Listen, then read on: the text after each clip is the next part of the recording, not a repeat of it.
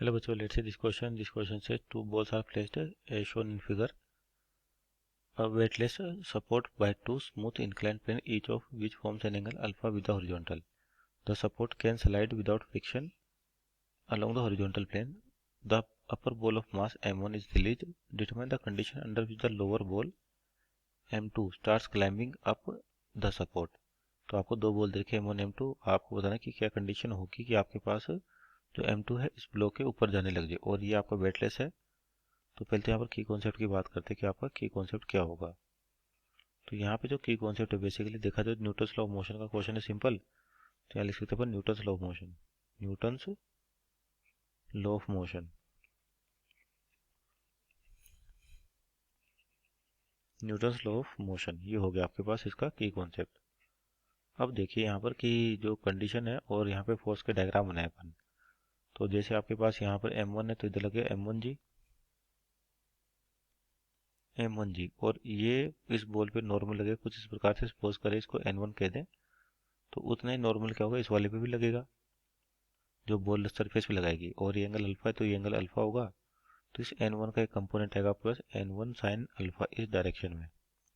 और उसी तरह से यहाँ पे देखे देखो इस वाले बॉल पर अगर मोशन नहीं लग रहा तो ये वाला सरफेस है जो इस पर नॉर्मल ऐसे लगा रहा होगा कुछ, और इसको कहते हैं अपन n2 है, और इसका m2 जी नीचे की ओर लगेगा।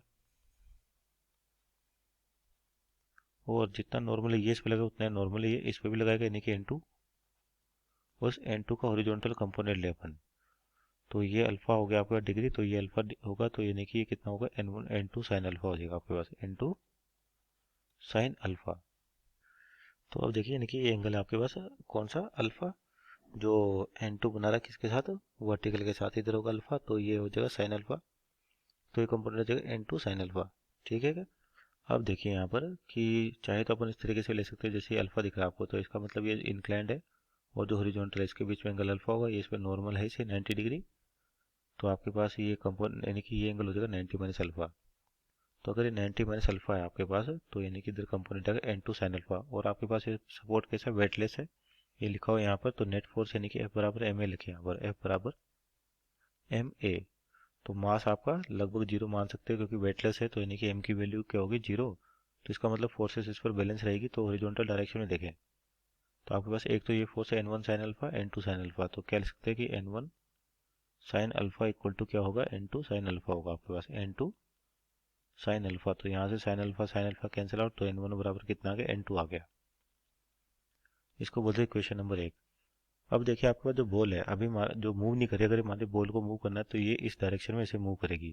तो इसको लेके जाएगा कौन, ये जो नॉर्मल दिख रहा है ये वाला सरफेस इस पे लगा रहा है, तो इसका एक कंपोनेंट इधर आएगा। तो यहाँ देखिए एंगल को चेक करते हैं, यहाँ पर अल्फा है आपके पास, तो ये 90 माइनस अल्फा हो जाएगा, तो ये अल्फा हो जाएगा फिर से। और सिमिलरली इधर भी कितना हो जाएगा अल्फा हो जाएगा आपके पास, तो ये अल्फा हो गया और ये भी अल्फा हो गया, तो इसका कंपोनेंट ले इधर। तो ये जो है n2 sign 2 n2 cos 2 alpha, कोस 2 अल्फा, क्योंकि एंगल कितना है 2 अल्फा, तो यानी कि इधर कंपोनेंट n2 कोस 2 अल्फा आएगा आपके पास।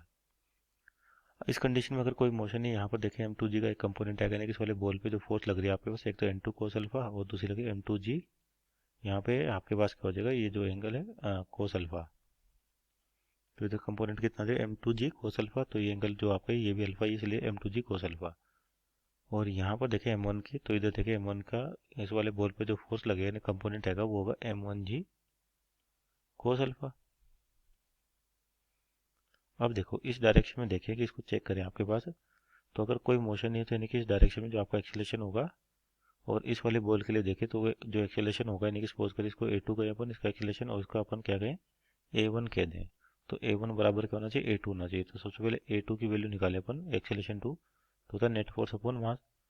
तो नेट फोर्स यानी कि m2g cos alpha minus n2 cos 2 alpha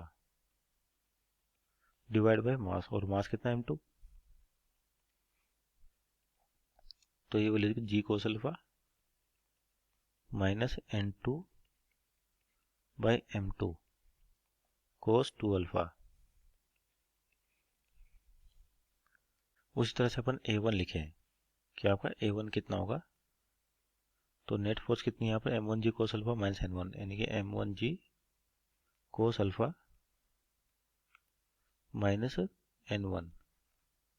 divide by mass, और मास कितना है इस वाले के लिए m1 है, तो आपका जो एक्सेलेरेशन है वो कितना हो जाएगा m1g, तो m1 से m1 कट गया तो यहाँ पर हो जाएगा केवल g cos alpha minus n2 by m1 ये हो जाएगा आपके पास। अगर कोई मोशन नहीं अभी तक तो आपका a1 बराबर क्या होना चाहिए a2, जो कि सरफेस के परपेंडिकुलर है। किसी भी मोशन की कंडीशन को जो है ये अवॉइड करें, यानी कि a1 बराबर कितना होगा a2 होगा, तो यानी कि यहाँ से लिखे अपन g cos अल्फा माइनस क्या था आपका n2 अपॉन m2, और क्या वैल्यू इसके साथ में आपके पास cos 2 अल्फा, यानी कि n2 cos 2 अल्फा, और a1 कितना आपके पास यहाँ पर g cos अल्फा, और माइनस का आपके पास है n2 अपॉन m1 तो g cos alpha cancel out, minus है माइनस भी जाएगा आपके पास, और n2 बराबर n1 है तो ये भी कैंसिल आउट हो गया। तो यहाँ से अगर अपन किसकी वैल्यू निकालें m2 की, क्रॉस मल्टीप्लाई करें तो m2 क्या उतना हो जाएगा आपके पास, कितना रहा है m1 cos 2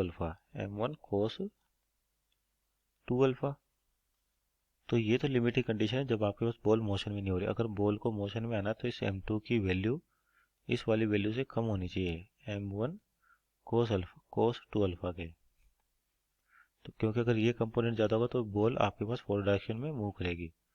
तो अपने को ये बताना, सो और final answer m2 is less than equal to m1 cos alpha. Hope you understood well, best of luck.